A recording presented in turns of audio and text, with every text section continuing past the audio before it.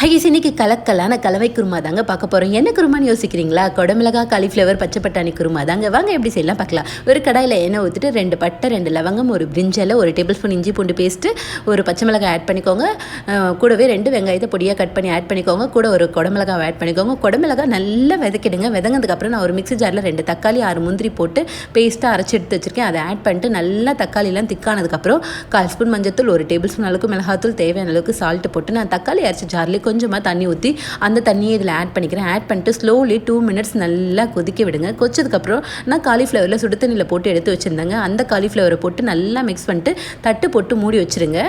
ஸ்லோலே நல்லா காலிஃப்ளவரும் குடமிளகாயும் வேகட்டும். குடமிளகாவும் காலிஃப்ளவரும் வெந்ததுக்கப்புறம் நான் வேக வச்ச பச்சை பட்டாணி 1 கப் ஆட் பண்ணிக்கிறேன். ஆட் பண்ணிட்டு மிக்ஸ் பண்ணிட்டு ஸ்லோலி ஒரு 3 மினிட்ஸ் நல்லா கொதிக்கட்டும்னு விடுங்க. கடைசியாக கஸ்தூரி மேத்தி போட்டு இறக்கிட்டிங்கன்னா சூப்பரான கலவை குருமா ரெடி. நீங்களும் உங்கள் வீட்டில் மறக்காமல் ட்ரை பண்ணிட்டு எப்படி இருக்குன்னு கமெண்ட்டில் சொல்லுங்கள். மகிழ்ச்சி. Bye guys.